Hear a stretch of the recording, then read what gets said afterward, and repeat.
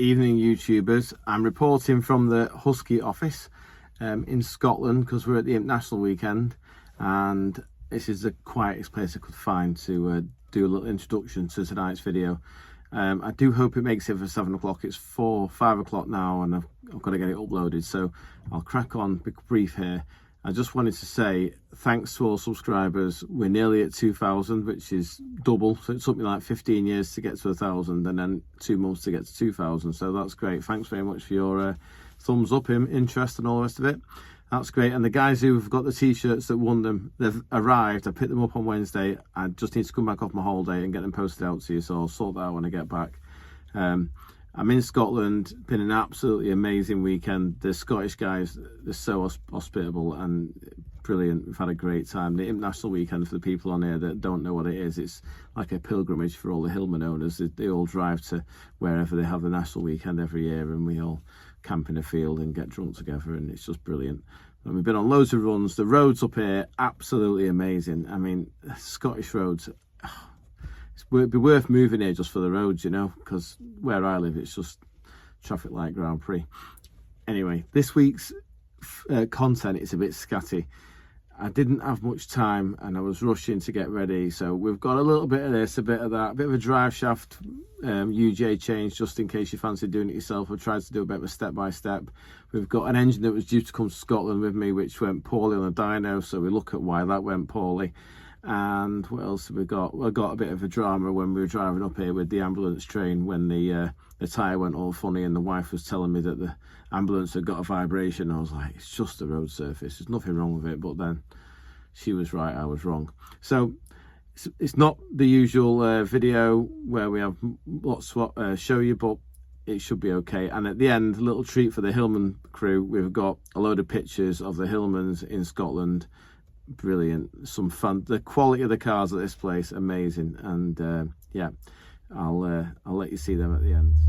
Right, one last part, guys. I forgot to mention the fact that the Imp Club presented me with a trophy today, which was really kind of them, and I'm really chuffed to bits about it. So I've got a big trophy and a dish and a big box full of folders and binders. I've not even had a chance to look at it yet because I've literally been presented with it, and then I'm getting this on YouTube and I'll go and have a look, but I'll take some snapshots. So thank you very much for the Imp Club, very, very kind. I've had a fantastic weekend and I'll look forward to next year when you're coming to our end, I believe, Cheshire. Right, thanks again. I'll see you next Sunday. I hope you enjoy. Bye bye. Right, chaps, got a poorly engine on the dyno here. It really pains me to say I took a job on that I'd had new liners in the engine already. This is typical of me. I should have insisted on removing the liners and putting them back in myself, but I could see those fresh Loctite in the crankcase, etc. And I thought, oh, well, the sad liners put in, and he says he clamped them up, so we'll just build the engine. So I built it and put it on the dyno, and now I'm faced with a situation where I ended up with some emulsification in the cam cover. You can just see it there, and I thought, oh, that's not good. So I just quickly whizzed the sump off it on the dyno. I just used my torch, and we can see that looking up the hole there, the water is coming out from between the liner and the block. So unfortunately, it'll be on full strip down, and we'll find out why it hasn't seated properly or if it's cracked. I'll report back. Okay, chaps, back with the leaky liner block. There's the lovely oil that just came out of it. Now, it hadn't run for very long, as you know, because I saw the emulsification straight away. Everything looks great, bearing wise, crankshaft, everything's good in that department, as the oil pressure was saying so as well. So that's all a tick box. And to be fair to the bloke who put the liners in, I can't really see why we've had a problem, because there's plenty of Loctite on them, etc. I've took them out and numbered them straight away because we can't afford to get these mixed up. Ideal situation now is that I re-glue these, clamp it all up, and hopefully when I run a straight edge over the top of the block, the liners will all still be level with the top of the block. Because if they're not, and there's been too much Loctite and the liners have sat on the Loctite, when I put them in, they'll be low, and then we'll have to remachine the block and then remachine the pistons and all the rest of it. So I'm trying to keep this job simple. You know, I've been here before in the past. we'd have been like, oh, let's get the pressure test kit out, and oh, let's do this. But nowadays, forget it. It's got a problem. Don't mess about. Just get it pulled apart, find out what's gone wrong, and fix it. Too much time lost. The problem with time is, once it's gone, you can't get it back. So we've got it apart now. I'm going to try and get these liners cleaned up and glued back in before I go home tonight. I'm still not going to make the deadline for this engine, but at least it'll be a good step along towards knowing where I'm going to be and getting it back together. Okay. Right, YouTubers, we've had a breakthrough. The Eagle has landed. I've just realised what's gone wrong for this poor chap now with these liners leaking. And what it is, I was cleaning them off and I thought, what's different about this liner? So I dug out an old school liner, an original Roots one, or whatever. I don't know where this is from. Maybe it's a Talbot Samba aftermarket or something. But if you look, there's no lead at the top. Now, the significance of that lead is mega important, because if you think this diameter here goes into the block, which with a couple of thou clearance, where the glue takes up the space, obviously, the Loctite. Now, because it's on a sharp corner, effectively, as the liner's gone in, it's just wiped all the glue to the bottom, and then there's been nothing left to seal it, hence why the water's managed to find its way from the water side all the way down into the crankcase. So what I'm going to do is I'm going to put the liners in the lathe, and I've just checked they're all the same. They've all got no chamfer on them. So I'm going to machine them all with a nice lead, so that when we put the liner in, the glue will stay on the side of the liner and not get wiped out to the bottom. Every day is a school day.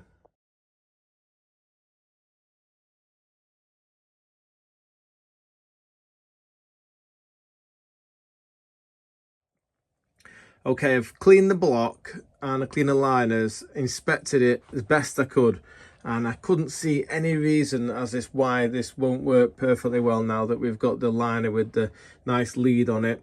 I've redone it with fresh Loctite. These are my Frankenstein clamps that I use to hold the liner hard against the shoulder where it indexes, so that it can set in its compressed state.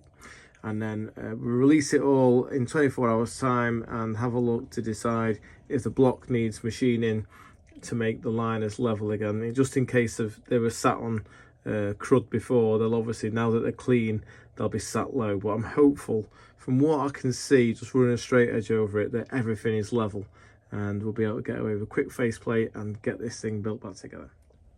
Morning, YouTubers. It's the Wednesday morning, and tomorrow we're going to the Imp National, and I've been asked to do some drive shafts for a good customer of mine, so I thought we'd better get them done this morning first thing, because we've still got to change the engine in the Husky before we load it up. I've abandoned the wet liner reseal job. That's not going to be going with us to Scotland. It'll have to just wait till I come back off my holiday. So you've all probably seen these before, inch drive shafts for an Imp.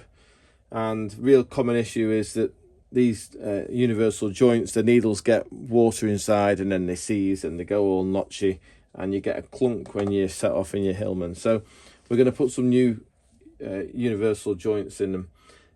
Quite a simple process. I'm going to do it with a G-clamp, because if everything's right, it's quite easy to do with a G-clamp. And I thought it'd be, not everybody's got a vice, so if you wanted to do this operation yourself using this instruction, hopefully you'll get there. Now obviously I know there'll be people out there that know how to do this, no problem, so you can just skip this bit. But the most important part is the cleaning. So we get our stubs and get a pick and make sure all the rust is out of the bottom of that circlip groove, because if that circlip groove's got contamination in it, the circlip won't seat properly, and if you do an aggressive start, sometimes the load can make it pop the circlip out, and then we end up with a clunkety clunk and no drive. So get the bottom of them circlip grooves really cleaned out, get them from every angle, and then what I like to do is, this is just like something I use on the cylinder heads, like a little mini flap wheel on eBay, about £3 each. I just go inside the hole and look for it all turning one colour, because if you look, what you'll notice is any burrs will be a high spot. So no burst, that's all good. And then as a final op, what I do is, these are also about £3 off eBay, little wire wheel. Put these in and just polish the bottom of that hole where the circlip sits.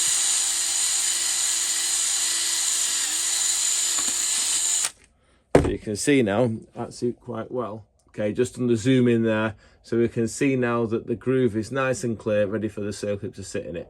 So what I'll do now is, with a bit of lubrication, the important thing is these are held in with grease. Can you see the needle rollers? And we don't want to be knocking it or upsetting it and making them needle rollers fall out. So we offer this into here, and I can feel he's really happy to go in. So that's good. So I'll clean the rest of them up, and then we'll do a bit of assembly. I'll just get all of them clean.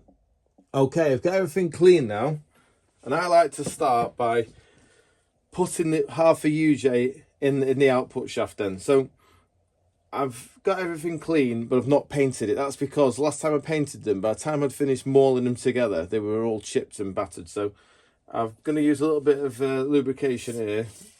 And then what I'll do is I'll brake clean them all at the end when they're assembled and give them a lick of paint then. So first thing to do is I like to put the UJ in the stub. So we very carefully slide off one of the needle roller cups and offer him into the hole. And you see it goes in real nice. So next thing we need to do, take the opposite side off, put him there for a second, and then we send him in. Let's make sure the camera's in the right place. Yeah, send him in like that, and then back. And we've got to make sure we're going nice and square, because we don't want to dislodge any of those needle rollers, because if you do, one will go to the bottom of the hole and then the whole thing won't go together properly. So I'm just going to give him a gentle tap. I can tap it now because I've got the this part in, you see, so I know that the needles can't escape. Right, I just need that to go a bit further.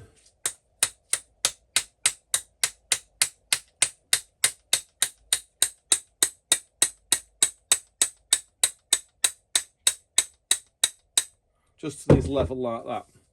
Okay, and then we're going to offer the other side up.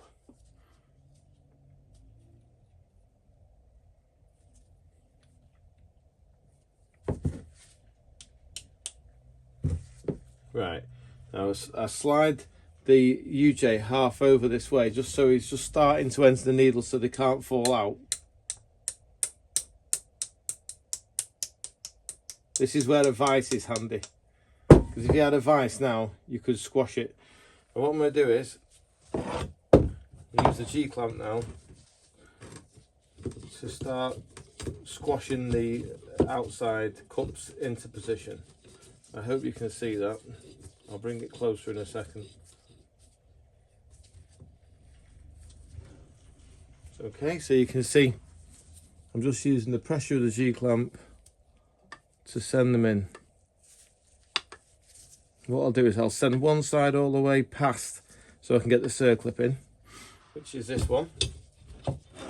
All the time, just check he's nice and free, nothing's binding up. Then we just pop the circlip in. I'll just get my circlip pliers. Bad handy prep. So, really simple. I just squash the circlip pliers, pop them into the hole, and then make sure, yeah, he's sat properly. So you can see we've got a nice big gap there. That's the sort of gap I expect to see. Right, so we've just got to push this side over now. So just get a socket.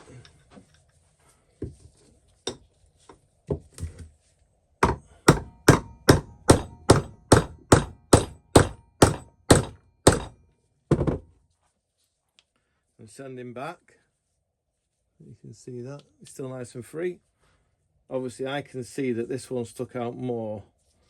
So what I need to do, I need to push that over more. Just give him another couple of taps.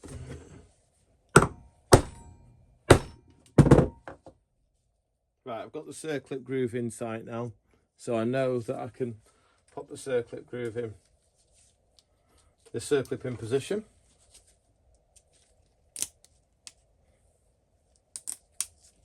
Okay, he's gone in nicely. So now the UJ's gone tight, and that's because these are too far in.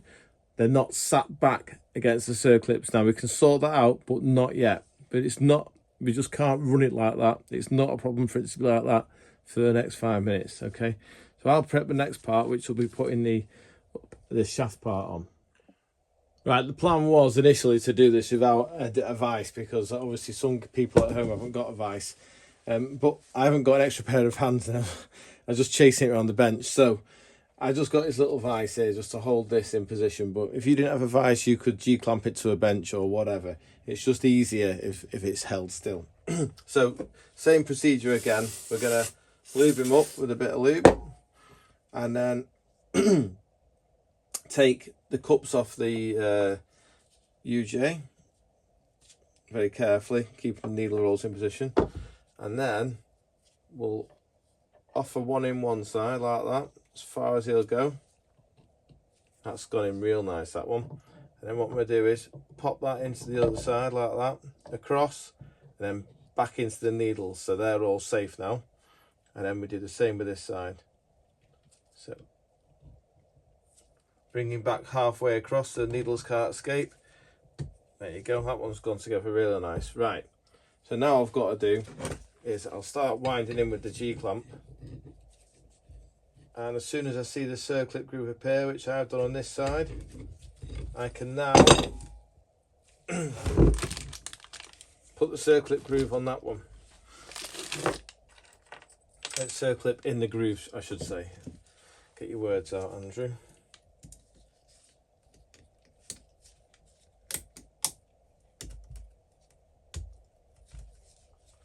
I can see that hasn't quite sat properly. I don't know why. Just give him a little tap. There, it's popped out now. So I'm not sure if you can see that on the camera. Yep, I think you can. He's sat there nicely. So, spin him round.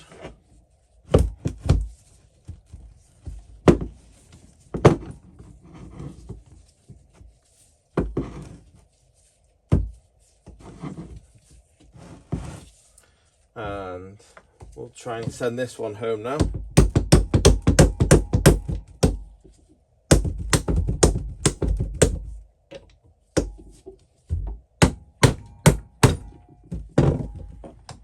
Great, so we get the circlip in this side as well now.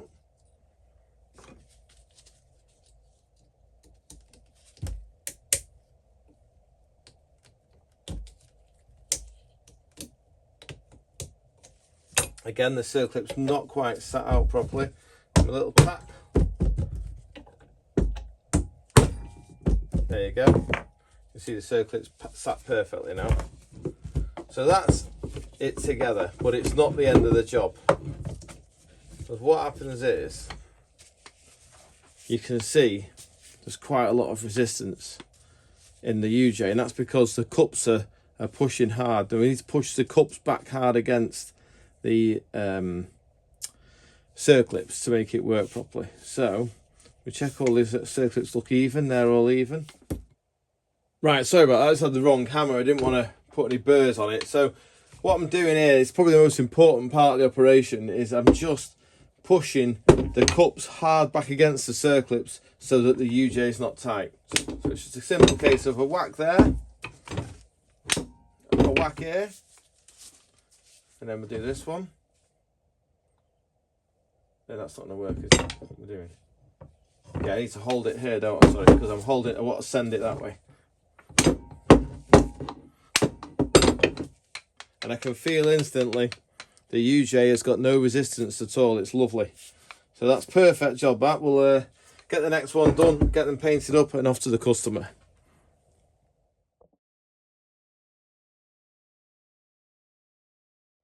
Okay, something non-imp has come through the door, and I just wanted to help this lad out, as he has got an imp and I've done other work for him. So I said, post it up to me, I'll have a quick look. It's a little Fiat fire engine, and these are great engines, these are. I remember these in the Pandas and the Unos and all the rest of it. You see loads of head gaskets on them. Now, what's happened is, unfortunately, and it's a common mistake, the head gasket goes on two ways. It can go on back to front, and this is the oil way up the front of the engine, and obviously with the head gasket on back to the front, it blocks it off, and the cam ends up seizing up. So if we look at the journals, we can see the first one's had a bit of an hard time. Hopefully that's just aluminium pickup on the steel. The middle one's fine, that one's okay, and the end one's fine. So this is fine, this is fine, this is not fine. You can't even get the bucket out because it's melted the aluminium and pushed it over. Now, I have repaired these before in the past, which is why I said I'd get involved with it. What I tend to find is, because all the load is being pushing the cam this way, it absolutely annihilates the cap, like you can see, and the alley from the cap gets deposited where the gap is underneath. Now, the lubrication, he hasn't sent the spray bar, but the way it works is the lubrication comes up this hole here. I think it has a spray bar of some type that goes on top of the bolts, and then it goes down the outside of the bolt from the top there and into this little groove and lubricates the cam journal. So you can see on this one it's completely folded over. So what I propose to do is I'm going to clean the excess material out of here and get the cam to go around, get the bucket out. Once I've established the cam's going around without rocking and it all sits nice, I'll clean this up, and then what I'll do is I'll machine these two faces to make that semicircle a smaller diameter. And what we'll do is we'll use some engineer's glue, and we'll keep clamping it on and turning the cam, and we'll use a bearing scraper, and we'll scrape out the high parts and get in the right clearance. It won't be as good as factory, but it'll get him out of trouble. I say I have done this before, so I know it'll work for him. Okay, let's see what we get when we clear all this crud off the front journal. Okay, the cam has actually cleaned up remarkably well. It's obviously rock hard, so it wasn't bothered about the bits of alloy stuck to it. So that was looking good. We'll turn our attention to the bit of a progress report on the Fiat head. This part cleaned up really easily because, like we discussed, the aluminium from the roof, the cap, had got warm, and then it deposited it underneath. So that just flipped off nicely. So I'm happy with that side. That's not too bad at all. But the other side, the cap, I've been cleaning it and scratching it, and I've been rubbing it on here like this to reduce the size of the circle, and I've got it to a stage now where it's fairly close. I just put a couple of screws in just to nip him up. He's got resistance, and I can feel no play, he says. So I've got a free bit there. So the cap has pinched the bearing now, and there's no play in him. So what I've got to do is keep scraping the high spots off until we get a decent contact area, and then we'll plastic gauge it. Right, I've just put a piece of plastic gauge, you can see it there on top of the journal. That's a thin piece of wax, and the idea is, for those that aren't aware, when it's squashed it will spread over a certain area, and we can use this gauge to measure. So they're thousandths of an inch. So we'll squash it now and we'll see what it looks like. I'll try and do it while I'm talking to you. I'm going to put the cap on. The cap, incidentally, what I've done is, that's the oil feed there where that slot is. I've just extended the oil feed all the way around just to try and help him a little bit, as obviously the journal's going to be nowhere near as good as it was when it was new.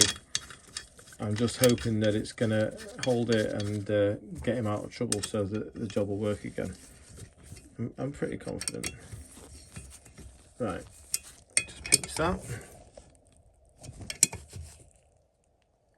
Okay, that's pinched. Back him off again.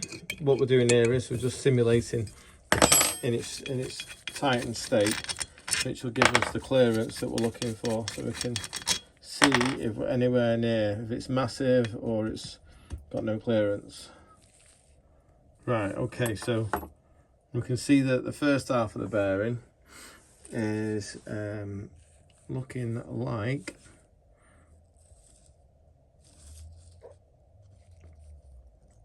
I'd say it's running 2,000 clearance at that end, and then the other pieces fell out. Well, anyway, well, that's not, we're getting there. We're making small progress, so I think we're not far off now. Right, I think we're going to call it a day now with the Fiat head.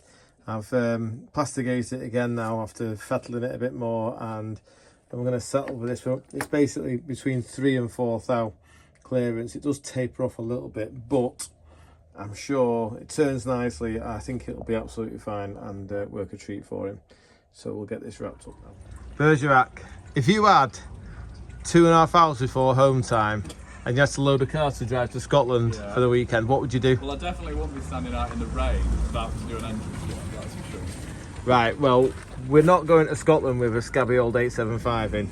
We've got the Beastie Boy 1068 here. I've got the rubbish out of the workshop. Look at them ports. On sport cam as well, so she's a lovely cruiser. And it's going to go in between now and 5, in the rain as well. And I got my new wheels to put on. So Imp National, here we come.